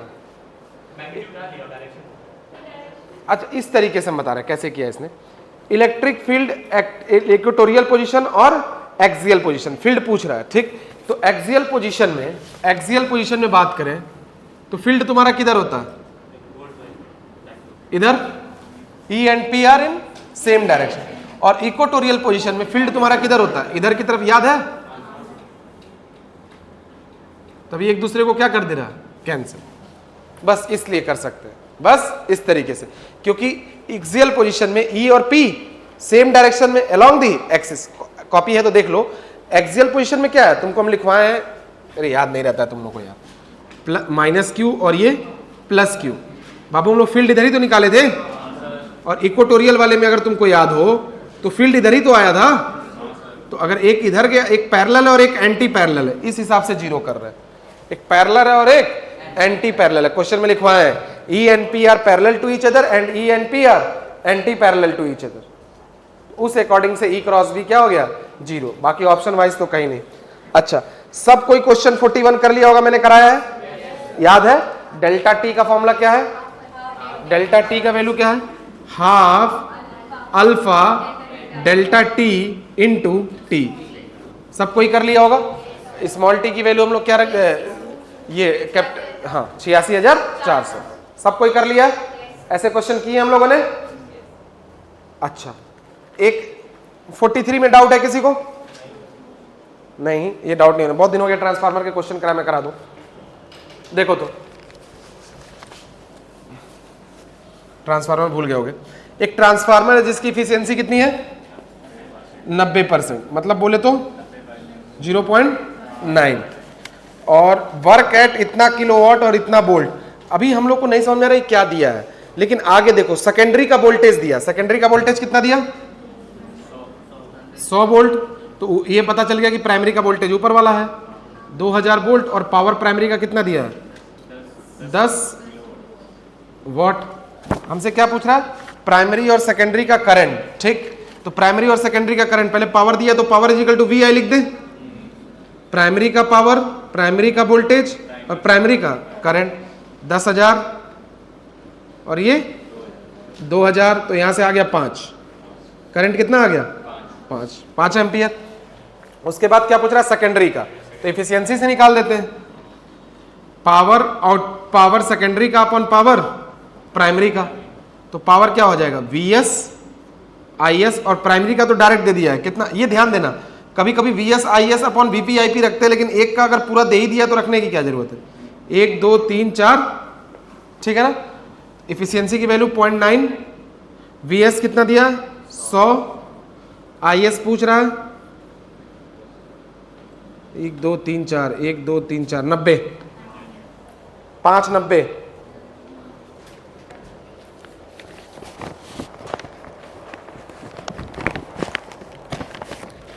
भूले हुए तो नहीं नए सब?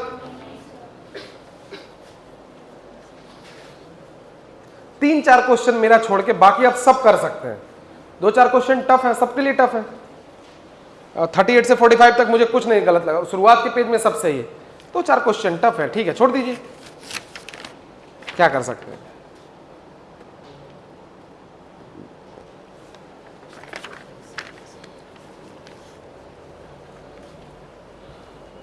एक 2 अलग टॉपिक आप पढ़े, एक डिफ्यूजन ड्रिफ्ट वाला पढ़ा दिए, एक इस टाइप के क्वेश्चन अगर आ गए तो ये कर लिए, बाकी तो सब रिवाइज करा दिए आप। इसलिए एक एक क्वेश्चन लिख के करा रहा ना, कि हो सकता है कोई पेपर में ना कर पाया हो, लेकिन यहां तो कर लेगा।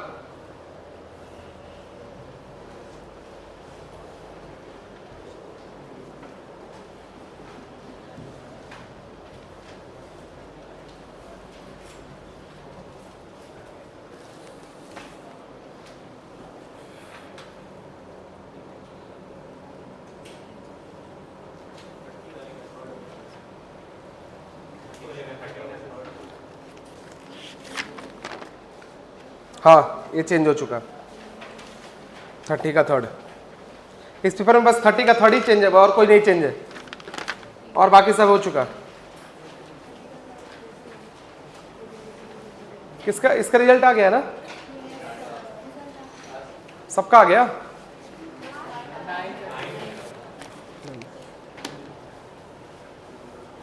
ठीक है, एक क्वेश्चन और। 45 एक डाइपोल है, पहले पैरेलल पे रखा है, उसके बाद 60 पे कर दिए, फिर 180 पे कर दिए। कितने लोग कर लिए थे? ये भी बहुत कम जनसंख्या है यार। वर्क डन का फॉर्मूला क्या सिखाए हैं? P cos theta 1 cos theta 2। बाबू ये P है, वर्क डन दिया है, पहले पैरेलल रखा है तो कितना हो गया 0, और cos 60 1/2, तो 1 - 1/2, तो वर्क डन की वैल्यू कितनी आ गई? P/2।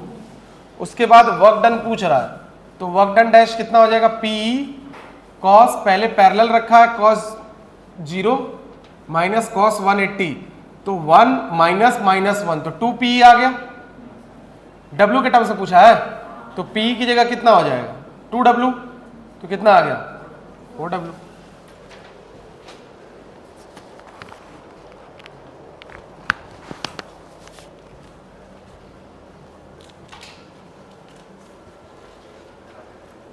हम ये जानते हैं मैक्सिमम लोगों से बहुत नहीं आता है, हम बस ये पूछ देना किस में डाउट है, तो जितने क्योंकि नहीं आता तभी तो बच्चे बैठे हैं, इसलिए सब सॉल्व करा देना है।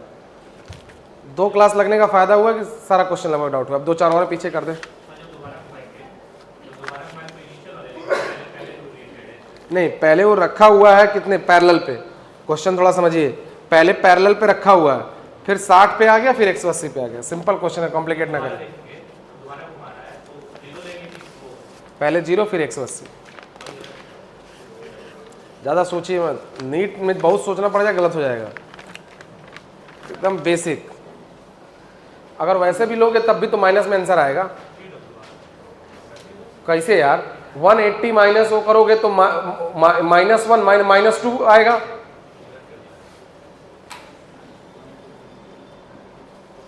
$38 से 45 कोई डाउट है तो पूछिए पहले।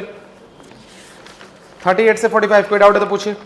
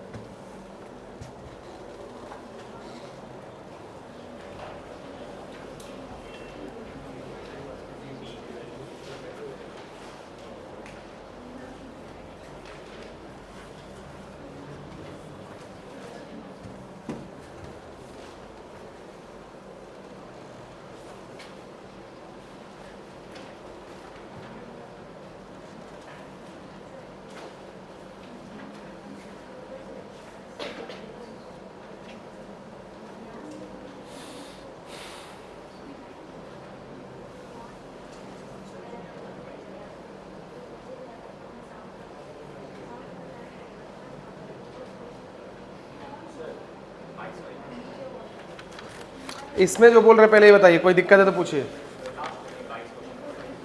कौन सा? 22।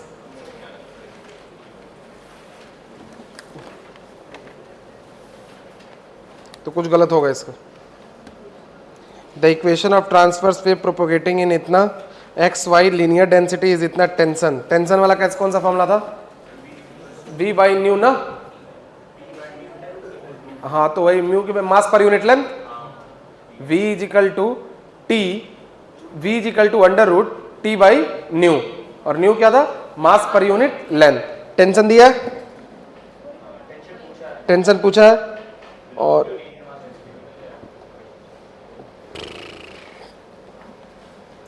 is given by this x y in the meter if the linear density is इतना। डेंसिटी दिया तो मास निकाल लेंगे। ये तो पूरा दे दिया ना, मास पर यूनिट लेंथ पूरा दे दिया। देखो न्यू की वैल्यू पूरा दे दिया। और v कैसे निकलेगा? w बाई के से। और तो कोई तरीका मुझे नहीं दिख रहा। ये वैल्यू सही लिखा है, साइन प्लस 3t। इसको रखिए तो v is equal to T by nu, और इसकी वैल्यू रखिए क्या नाम है, ओमेगा बाई के करके सॉल्व करिए। क्वेश्चन मुझे कुछ गलत लग रहा है।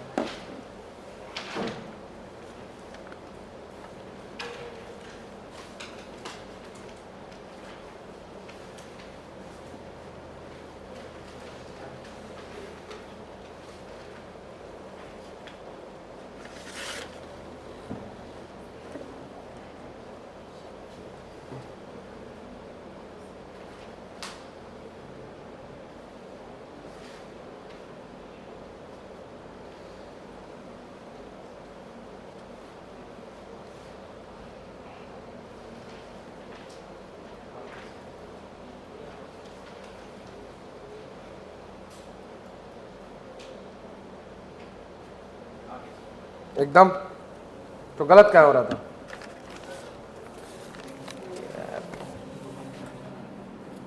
सही तो समझाया। v is equal to T by nu. देखो बेटा v is equal to T by mu. Tension पूछ रहा है म्यू क्या होता है? मास पर यूनिट लेंथ। तो मास कितना दिया? पूरी की पूरी वैल्यू दे दिया इसने। कितना दे दिया? कितना? 1.3 10 टू द पावर -4 kg पर मीटर। और v कितना आएगा बेटा? w बाई के। w तो कुछ नहीं दिया, लेकिन k कितना दिया? 30। यही ना? अबे बोलो ना यार। y is equal to A sine, अच्छा w, wait x plus 30t। तो ये किससे कंपेयर करेंगे? a sine kx plus omega T. तो ओमेगा की वैल्यू कितनी हो गई? 30। समझ आएगी नहीं है? और एम्पलीट्यूड कितना हो गया? a जो लिखा रहेगा। अच्छा ये दोनों पॉजिटिव में है। किस में है? पॉजिटिव में। तो negative x direction, negative x direction. बस चिपका दीजिए। 900 t, और ये कितना आ गया? 1.3 × 10⁻⁴। मल्टीप्लाई करोगे तो 9 × 1.3 × 10⁻² हो जाएगा। 13 9 117। तो 11.7 × 10⁻²। कौन सा आंसर है? लगभग हाँ।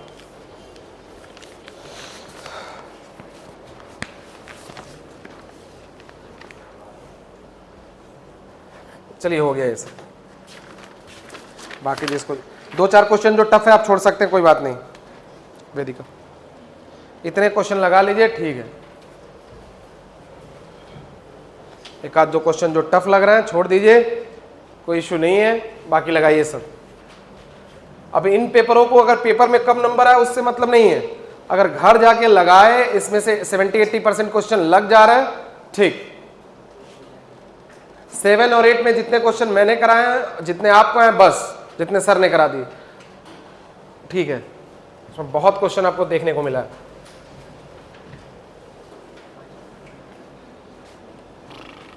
चलिए कुछ क्वेश्चन हम कराते हैं।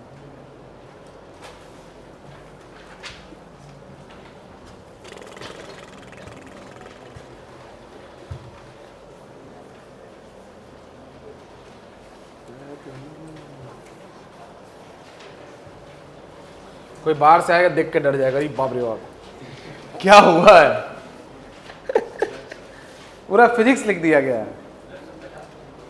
अरे कितना भी हो जाए, क्वेश्चन से क्या है।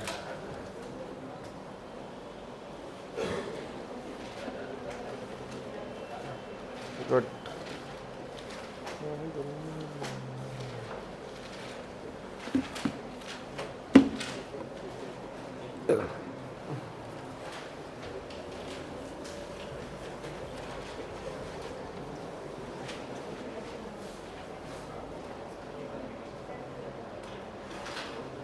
अब 2-4 मिनट आप आराम कर लीजिए, तब मैं अलग क्वेश्चन कराऊँ। थक गए होंगे आप लोग, बहुत सारे क्वेश्चन किए हैं। रखो बे, दिन भर खाली फ्री का पाए हो, अब ये लगा दीजिए, वो लगा दीजिए, वो लगा दीजिए, और किसी से नहीं पूछते होंगे, क्वेश्चन लगाइए, पूरा सॉल्व करवाइए।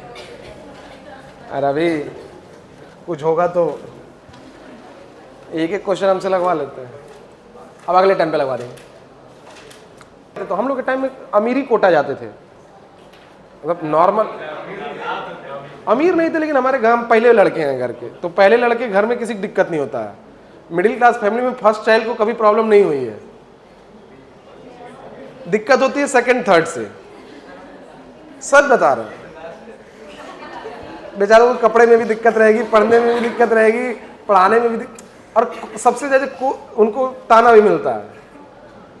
तो ये बड़े वाले की रिस्पॉन्सिबिलिटी होती है कि जब तुम पढ़ लिख लिए तो उनको पढ़ाओ लिखाओ दूसरे वालों।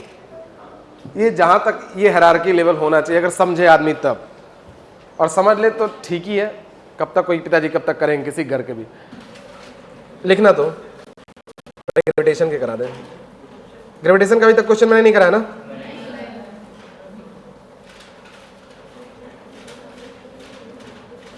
देखो, two object of equal masses placed at certain distance from each other attract each other with force F, attract each other with force F. If 1/3 of mass is transferred to the other, if 1/3 of a mass is transferred to the other, new force will be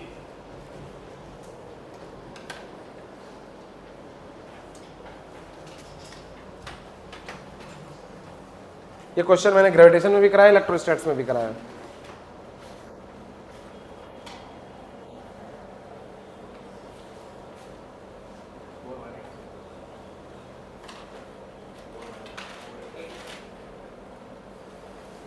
सही से करना चालू करो, 8/9 आएगा। बेवकूफ कहीं के, जल्दबाजी किस चीज की है।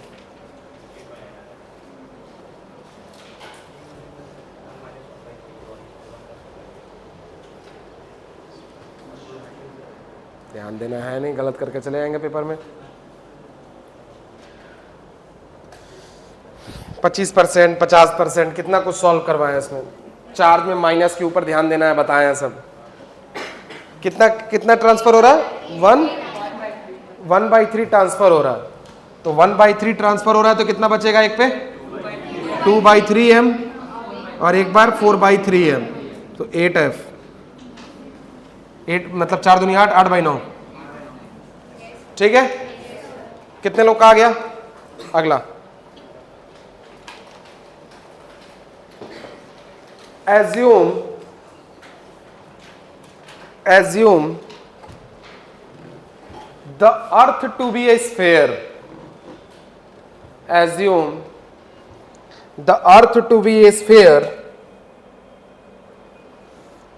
of uniform density. देखिए, कल हम इलेक्ट्रोस्टैट्स, ग्रेविटेशन, कैपेसिटर और तुम्हारा करंट, कल कोई पेपर नहीं है ना, ये कंबाइन करके क्वेश्चन कराएंगे। आज ग्रेविटेशन के मैंने लगभग 7-8 करा देंगे अभी। Assuming the earth to be a sphere of uniform mass density, if the weight at the surface, the weight of a body at d is equal to r by 2, d is equal to r by 2, d मतलब depth, r by 2 from the surface of earth,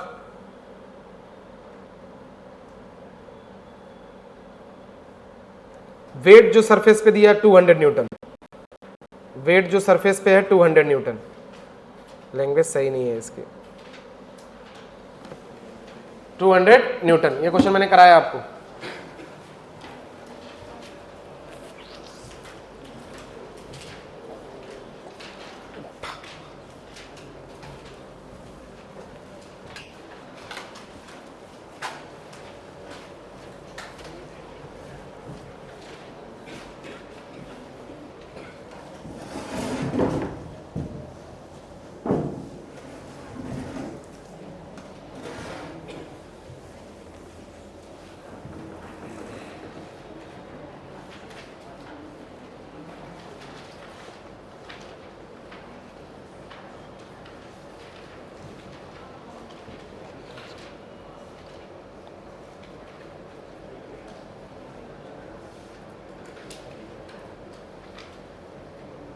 कितना आया? 100। क्योंकि wait क्या होगा, G D क्या होता है, G1 minus D by are. आपको बताया तो इधर मल्टीप्लाई कर दीजिए, इधर मल्टीप्लाई कर दीजिए, तो ये वैल्यू कितनी है 200, और डी की जगह कितना दिया r by 2 into R, cancel 100। Clear? अगला क्वेश्चन। आप हाइट हो चाहे डेप्थ हो, परेशान मत होइएगा। जैसे वेट ऐसे G H is equal to G upon 1 plus H by R square, अगर एम एम से मल्टीप्लाई कर देंगे तो डेप्थ मिल जाएगा, वेट मिल जाएगा ना। तो कभी भी परेशान इसके लिए नहीं होना है। जीएच का फॉर्मूला याद रखिए, अगर वेट बोलता है तो जीएच को ही ट्रीट कर लीजिए, कोई दिक्कत नहीं है।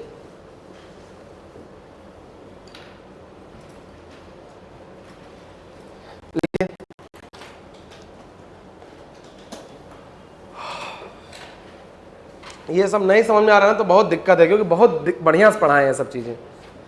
The radii of two planets A and B are capital R and 4r and their densities are rho and rho by 3 respectively, rho and rho by 3 respectively. Find GA by GB, acceleration due to gravity A upon acceleration due to gravity B.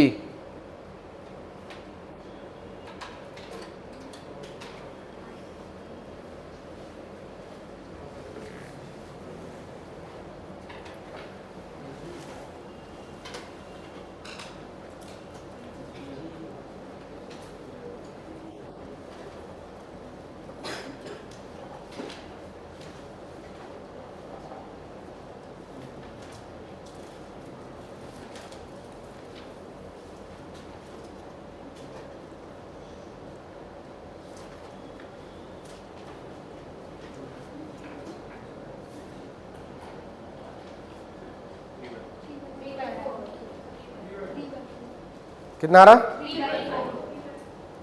एकदम, क्योंकि direct formula 4/3 0 pi are. ठीक, अगला question statement वाला question है। Statement 1, rotation of earth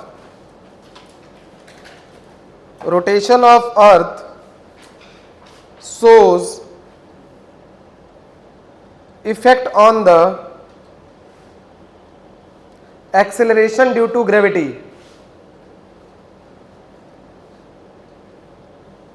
Statement 2, effect of rotation of the earth on the value of g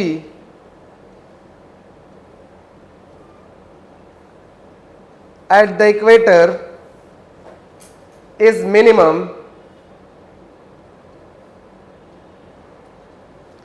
and the pole is maximum.